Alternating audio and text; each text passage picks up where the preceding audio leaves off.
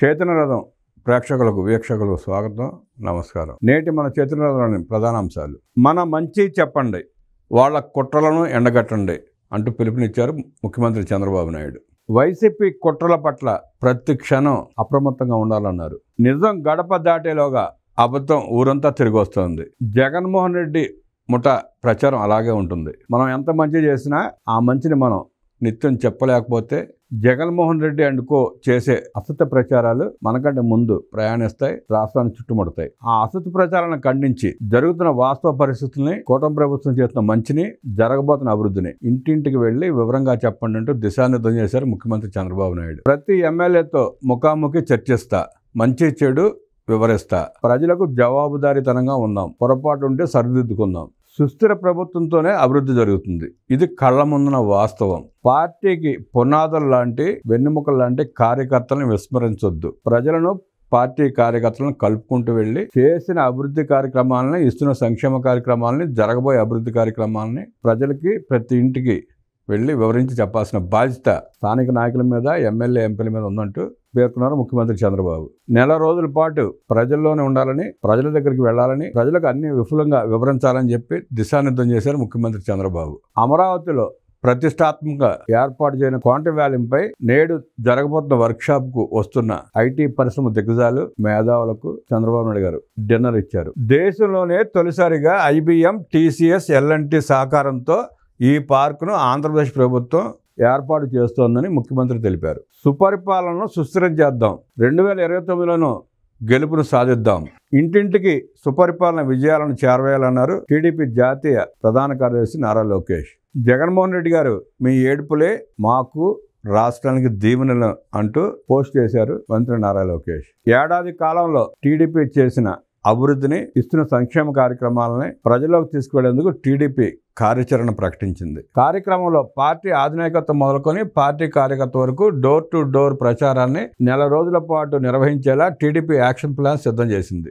దీనికి సన్నాహక సమావేశంగా పార్టీ కేంద్ర కార్యాలయంలో మంత్రులు, ఎమ్మెల్యేలు, ఎంపీలు, పరిశీలకులతో ఆదివారం సదస్సు నిర్వహించారు. సదస్సులో టీడీపీ అధినేత, జాతీయ అధ్యక్షులు నారా చంద్రబాబు నాయుడు శ్రేణులకు దిశానిర్దేశం చేశారు. ఏడాది కాలంగా ప్రభుత్వం ఎన్నో మంచి పనులు చేసింది. ఇవన్నీ ప్రజల్లోకి తీసుకెళ్లాలి. వీటిని ప్రజల్లోకి తీసుకెళ్లడంతో పాటు ప్రత్యర్థులు రాష్ట్రాన్ని ఇబ్బంది పెట్టేలా అమలు చేస్తున్న కుట్రలను ప్రజలకు వివరించాలి. విధ్వంసమైన రాష్ట్రాన్ని వికాసం వైపు తీసుకెళ్తామని ఎన్నికల ముందు తాను, పవన్ కళ్యాణ్ మాట ఇచ్చాం. ప్రజలు నమ్మి 94% స్ట్రైక్ రేట్తో విజయాన్ని కట్టబెట్టారు. నమ్మి ఆదరించిన ప్రజల నమ్మకాన్ని నిలబెట్టాల్సిన బాధ్యత మన మీద ఉంది. ఉన్న ఇబ్బందులను సవివరంగా చెప్పండి. ప్రజల్లోకి వెళ్లి ప్రభుత్వం చేసిన పనులను వివరించండి. చేసిన పనులు చెప్పడంతో పాటు అమలు కాని పనులు ఎందుకు అవలేదో చెప్పాల్సిన బాధ్యత మనపై ఉంది. ప్రజలకు ఎంత దగ్గరగా ఉంటే అంత ఆదరిస్తారు. పని చేయడం ఒక ఎత్తు, ప్రజలకు అందుబాటులో ఉండటం మరో ఎత్తు. ఎన్నికల సమయంలో ప్రత్యర్థులు దౌర్జన్యాలు చేసినా ప్రజలు కూటమికి అండగా నిలబడ్డారు. మొహమాటాలకు పోకుండా గెలిపే ధ్యేయంగా అభ్యర్థులను ఎంపిక చేశాం.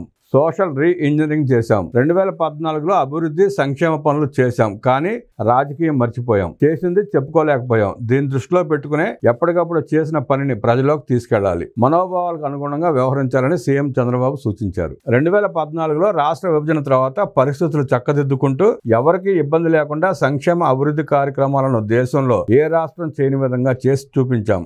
కానీ చాప కింద నీరులా టీడీపీపై అబద్ధాలు చెప్పారు. లేనివి ఉన్నట్లు, ఉన్నవి లేనట్టు చెప్పి ప్రజలను తప్పుదారి పట్టించారు, కుట్రలు పన్నారు. 2019 ఎన్నికల సమయంలో చోటు చేసుకున్న వివేకానంద రెడ్డి హత్యే ఉదాహరణ. సాక్షిలో గుండెపోటుతో చనిపోయారని ప్రచారం చేశారు. నేను నిజమేనేమో అనుకున్నాను. హత్య చేసిన వాళ్ళు జాగ్రత్త పడ్డారు. కంట్రోల్ చేయాల్సిన మనం ఏమరపాటు గురయ్యాం. బెడ్రూమ్, బాత్రూంలో రక్తం కడిగి శవాన్ని కుట్లు వేయించి ఫ్రీజర్లో పెట్టారు. పోస్ట్ మార్టం చేయాలని వివేక కూతురు సునీతారెడ్డి అడిగిన తర్వాత పోస్ట్ మార్టం చేయగా గొడ్డలు పెట్టని తేలింది. అప్పుడు మళ్ళీ మాట మార్చి నా తండ్రిని చంపారు, మా బాబాయిని చంపారు, నన్ను అనాథన చేశారని మాట్లాడితే రాష్ట్రం నమ్మింది. అలాగే కోడికత్తి డ్రామా ఆడారు. అధికారంలోకి వచ్చాక కూడా ఎన్నికల ముందు గులకరాయి డ్రామా ఆడారు. ఇలా వారు చేస్తున్న దుష్ప్రచారాన్ని లైట్ గా తీసుకోకూడదు. మనం చేస్తున్న మంచిని ఏ స్థాయిలో వివరిస్తున్నామో వారి కుట్రలను ప్రజలకు వివరించాల్సిన అవసరం ఉందన్నారు చంద్రబాబు. ఎమ్మెల్యేలు, ఎంపీల పనితీరు గురించి నాకు తెలుసు. చాలా రకాల సర్వేలు చేపిస్తున్నాం. ఎవరో ఏం చేస్తున్నారు, ఎవరో ప్రజలతో మమేకం అవుతున్నారు, ఎవరు ఏ కార్యక్రమాలు చేపడుతున్నారు అన్న దాని మీద సర్వే రకరకాలుగా పలు సంస్థలతో చేస్తున్నాను. అందరి రిపోర్ట్ నా దగ్గర ఉన్నాయంటూ ముఖ్యమంత్రి చంద్రబాబు నాయుడు ఈ సందర్భంగా ఒక రకంగా తీవ్ర స్వరంతో అందరినీ హెచ్చరించారు. మనం ఏం చేశామనే అంశంతో పాటు ప్రజలు కార్యకర్తలతో ఎలా వ్యవహరిస్తామన్నది కూడా అంతే ముఖ్యం. కష్టపడి పని చేసే వారికి మంచి పదవులు దక్కుతాయి. ఏడాది ముందు మాత్రమే ఎన్నికల కోసం పనులు చేస్తే ప్రజలు నమ్మరు, విశ్వసించరు. అందుకే మొదటి నుంచి పొరపాటు ఉంటే సరిదిద్దుకుని పాలనలో లోటుపాట్లు ఉంటే సరి చేసుకుందామన్నారు ముఖ్యమంత్రి. ప్రజలు కార్యకర్తలకు నచ్చని విషయాలుంటే సరి చేసుకుందాం, సరి చేసుకోవాలి. ఏ పనినైనా ప్రజలు మెచ్చాలి, కార్యకర్తలు ఆమోదించాలి. అప్పుడే దానికి విలువ, గుర్తింపు ఉంటుంది. పార్టీ కోసం అంకితమై పనిచేసే వారిని గుర్తుంచుకుని పని చేయాల్సిన బాధ్యత మనపై ఉంటుందన్నారు ముఖ్యమంత్రి. వారసులైనా సరే వారు పని చేస్తేనే వారికి గుర్తింపునిస్తాం, గుర్తింపు ఉంటుంది, లేదంటే సర్దుకోవటం అంటూ హెచ్చరించారు ముఖ్యమంత్రి చంద్రబాబు. దివంగత నేత ఎర్రనాయుడు గారు పార్టీ కోసం పనిచేశారు. రామ్మోహన్ నాయుడు కేంద్ర మంత్రి అయ్యారు. బాలయోగి గారు మరణించిన సమయంలో హరీష్ చాలా చిన్నవాడు. ఇప్పుడు ఆయనకి సీట్ ఇచ్చి ఎంపీనే చేశాం. మాకు వారసత్వం ఉంది, మేము పని చేయం అంటే కుదరదు. పని చేస్తేనే నాయకుడు అవుతాడు. పని చేస్తేనే వారసుడైన కార్యకర్తలు ప్రజలు ఒప్పుకుంటారు, మెచ్చుకుంటారు. లేదంటే మమ్మల్ని ఇంటికి పంపిస్తా అంటూ హెచ్చరించారు ముఖ్యమంత్రి. నేను ఎప్పుడూ కష్టపడే వారికి చేతునిస్తా. నేను ఇచ్చిన గుర్తింపుని, విలువని మీరు కాపాడుకోవాలంటూ ముఖ్యమంత్రి చంద్రబాబు పేర్కొన్నారు. ఎమ్మెల్యేలతో భేటీ అవుతా, ముఖాముఖి చర్చలు జరుపుతా, మంచి చేయడం మాట్లాడదాం. ఎమ్మెల్యేలు చెప్పిన వాటిల్లో ఆచరించదగ్గవి ఉంటే అమలు చేద్దాం, మాట్లాడదాం, పరిష్కరిద్దామన్నారు ముఖ్యమంత్రి. ఎమ్మెల్యేలవి ఏమైనా తప్పులుంటే చెబుతా, సరి చేసుకోండి, సరి చేస్తా, లేదంటే మొహమాటం లేకుండా నిర్ణయం తీసుకుంటా. మళ్ళీ అవకాశం ఉండదు. ఇదేదో ఎమ్మెల్యేలకే కాదు, నా సొంత నియోజకవర్గంలో ఎవరు తప్పు చేసినా పక్కన పెడతా.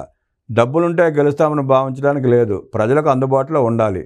కార్యకర్తలో మంచి పేరు తెచ్చుకోవాలి. ఎన్నికల్లో డబ్బులు పంచడం బాధాకరం. పెన్షన్లు ఇచ్చి ఊరూరా రోడ్లు వేసి అనేక సంక్షేమ అభివృద్ధి కార్యక్రమాలు చేసి కూడా డబ్బులు పంచాలని కూడా మంచిది కాదు. ప్రజలకు ఎవరు అందుబాటులో ఉంటారో వారికే ప్రజలు ఓట్లు వేస్తారు. గత ఎన్నికల్లో ప్రత్యర్థులు విచ్చలవిడిగా డబ్బులు ఖర్చు చేసినా 11 సీట్లు మాత్రమే వచ్చాయి. అన్నిటికీ డబ్బులు పని చేయవు. ఆదర్శవంతమైన అభివృద్ధి రాజకీయాలు చేద్దామని చంద్రబాబు స్పష్టం చేశారు. వైకుంఠపాళి అభివృద్ధి వద్దు, సుస్థిర ప్రభుత్వం ఉండటం చాలా ముఖ్యం. సింగపూర్లో 60 ఏళ్లుగా ఒకే పార్టీ అధికారంలో ఉంది. 2004, 2019లో టీడీపీ మళ్లీ గెలిచి ఉంటే రాష్ట్ర రూపురేఖలు మారేవి. గత పాలకుల వల్ల రాష్ట్ర బ్రాండ్ ఇమేజ్ దెబ్బతింది. దీన్ని తిరిగి రాబట్టాలంటే కొంత సమయం పడుతుంది. మన ప్రభుత్వంపై ఉన్న నమ్మకంతోనే పారిశ్రామికవేత్తలు పెట్టుబడులు పెడుతున్నారు. ఏడాదిలో 9,34,000 కోట్ల పెట్టుబడులకు ఒప్పందాలు జరిగాయి.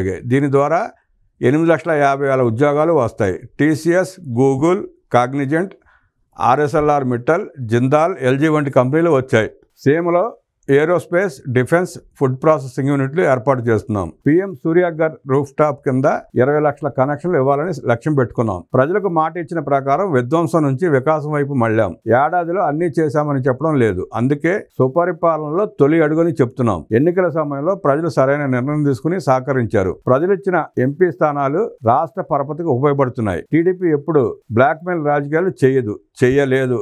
విశ్వసనీయతకు మారుపేరుగా రాజకీయాలు చేశామన్నారు ముఖ్యమంత్రి. 2014, 2024లో కూడా కేంద్రం నుంచి సహకారం అందిన సహకారాన్ని రాష్ట్రాభివృద్ధికి ఉపయోగించుకుంటున్నాం. కేంద్ర సహకారం లేకుంటే వెంటిలేటర్పై నుంచి వచ్చే అవకాశం కూడా ఉండేది కాదు. గత ప్రభుత్వంలో జరిగిన విధ్వంసంతో రాష్ట్రం 20 ఏళ్లు వెనక్కి వెళ్ళిందని చంద్రబాబు పేర్కొన్నారు. 2019, 2024 మధ్య జరిగిన పాలన వల్ల రాష్ట్రం ఐసీయూలో ఉంది. సిలైన్ బాటిల్ కొనుక్కుంటా కూడా డబ్బులు మిగిల్చిన పరిస్థితి. కూటమి ప్రభుత్వం వచ్చిన తర్వాత మెల్లిగా సిలైన్ ఎక్కించుకుంటా రాష్ట్ర ఆరోగ్యాన్ని పెంచుకుంటూ వస్తూ ఉంది. సిలైన్ బాటిల్ కొనలేని స్థాయి నుంచి సిలైన్లు తయారు చేసే పరిశ్రమలు తీసుకొచ్చే వరకు ఎదిగాం. దేశంలో ఏ రాష్ట్రం ఇవ్వని విధంగా 64 లక్షల మందికి పెన్షన్లు ఇస్తున్నాం. ఏడాదిలో 34,000 కోట్లు అందించాం. మత్స్యకార భరోసా కింద 250 కోట్లు ఇచ్చాం. తల్లికి వందనం కింద 67.27 లక్షల మంది విద్యార్థులకు పథకం వర్తింపజేశాం. దీపం 2 పథకం కింద ఏడాదికి 3 గ్యాస్ సిలిండర్లు ఇస్తున్నాం. కోకో రైతులకు కిలోకు 50 రూపాయలు, మామిడికి కేజీకి 4 రూపాయలు ఇస్తున్నాం. పొగాకును కూడా ప్రభుత్వమే కొనుగోలు చేస్తోంది. 16,347 ఉపాధ్యాయ పోస్టులకు నోటిఫికేషన్ కూడా ఇచ్చాం. ఎక్కడా పొరపాటు దొరలకుండా పరీక్షలు నిర్వహిస్తున్నాం. 204 అన్నా క్యాంటీన్లను ఏర్పాటు చేసి 5 రూపాయలకే పేదవాడి ఆకలి తీరుస్తున్నాం. వచ్చే నెల కేంద్రం పీఎం కిసాన్ ఇస్తుంది. అదే రోజున రాష్ట్రం తరపున అన్నదాత సుఖీభవ పథకం డబ్బులు కూడా రైతులకు ఇస్తాం. ఆగస్టు 15 నుంచి మహిళలకు ఉచిత బస్సు ప్రయాణం సౌకర్యం కల్పిస్తున్నాం. అర్చకులకు 15,000, నాయీ బ్రాహ్మణులకు 15,000, పాస్టర్లకు 5,000, ఇమాం మౌజన్లకు 5,000, 10,000 చొప్పున గౌరవ వేతనం అందిస్తున్నాం. పాలసీలు ఎంత మంచివైనా అమల్లో తూట్లు పొడిస్తే సమస్యలు వస్తాయి. ఎవరి పరిధిలో వారు పనిచేస్తేనే లక్ష్యాన్ని చేరుకోగలం. అమరావతికి కేంద్రం 15,000 కోట్ల సాయం చేసింది. పనులు వేగంగా సాగుతున్నాయి. ఏడాదిన్నరలో పోలవరం పూర్తవుతుంది. విశాఖ స్టీల్ ప్లాంట్కు 11,400 కోట్లు కేటాయించింది. నష్టాల్లో ఉన్న ప్లాంట్ను లాభాల్లోకి తీసుకొచ్చాం. కొప్పర్తి, ఓర్వకల్లులో ఇండస్ట్రియల్ పార్క్ ఏర్పాటు చేసుకుంటున్నాం. వాట్సాప్ గవర్నెన్స్ సేవలను ఆగస్టు నెలకు 703కు పెంచుతాం. ఉమ్మడి రాష్ట్రంలో ముఖ్యమంత్రిగా ఉన్న సమయంలో ఐటీని ప్రమోట్ చేశా. నేడు క్వాంటమ్ కంప్యూటింగ్ను ప్రమోట్ చేస్తున్నాం. టెక్నాలజీ వాడకంలో ఆంధ్రప్రదేశ్ రాష్ట్రం నెంబర్ 1గా ఉంది. దేశంలోనే మొదటిసారి క్వాంటమ్ వ్యాలీని ఏర్పాటు చేస్తున్నామని చంద్రబాబు పేర్కొన్నారు. రాను రాను రాజకీయాలు పూర్తిగా మారిపోతున్నాయి. ఆర్థిక ఉగ్రవాదులు రాజకీయాల్లోకి వచ్చారు. ఉగ్రవాదం ప్రపంచానికి ఎంత ప్రమాదమో ఆర్థిక ఉగ్రవాదం కూడా దేశ రాష్ట్ర ఆర్థిక వ్యవస్థకు అంతే ప్రమాదకరం. రాజకీయ ముసుగు వేసుకుని నేరస్తులు తిరుగుతున్నారు. రౌడీలు రాజకీయ ముసుగు వేసుకున్నప్పుడు అప్రమత్తంగా ఉండకపోతే ప్రమాదంలో పడతాం. దీనికి 2019 ఎన్నికల సమయంలో చోటు చేసుకున్న వివేకానంద హత్య ఉదాహరణ. కోడికత్తి, గొలకరాయ డ్రామాలతో పాటు ప్రతిపక్షంలోకి వచ్చాక ఇంటి ముందు గడ్డి గాలిపోయింది, సెక్యూరిటీ లేదని గోల చేస్తున్నారు. సీసీ ఫుటేజ్ ఇవ్వండి అంటే ఇచ్చేది లేదంటున్నారు. సీసీ కెమెరాలు, బొమ్మ కెమెరాలు మేము కొన్నాం, అవి ఒరిజినల్ కాదు, అవి పనికిరావని చెప్పి బొకాయిస్తున్నారు. మళ్ళీ బయటకు వచ్చి ఏదో ఘోరాలు జరిగిపోయని చెప్పి గొగ్గలు పెడుతున్నారు. గతంలో అమరావతి రాజధానిపై విష ప్రచారం చేసి వివిధ సంస్థల నుంచి వచ్చే రుణాలు ఇవ్వకుండా చేశారని సీఎం చంద్రబాబు మండిపడ్డారు. ఇప్పుడు మైనింగ్ పై అదే అబద్ధాలు చెప్పి లేఖలు రాస్తున్నారని ఆగ్రహం వ్యక్తం చేశారు. మద్య నిషేధం చేస్తామని చెప్పి ఆ ఆదాయాన్ని తాకట్టు పెట్టి అప్పులు తేవడం తప్పు. కేంద్రం ఎంత ఇవ్వాలో అంతే మొత్తంలో రుణం తీసుకుంటున్నా. కార్యకర్తలు, ప్రజల ఆశలు ఉన్నాయి. 2029లో గెలిపే నా ప్రణాళిక. హార్డ్ వర్క్ కాదు, స్మార్ట్ వర్క్ చేయండి. ఆ స్కిల్స్ మీకు ఉంటే ఎంజాయ్ చేస్తూ పని చేయవచ్చు. ఇష్టం లేకుండా పని చేస్తే కష్టంగా ఉంటుందని ముఖ్యమంత్రి ఈ సందర్భంగా నాయకులకు, కార్యకర్తలకు దిశానిర్దేశం చేశారు.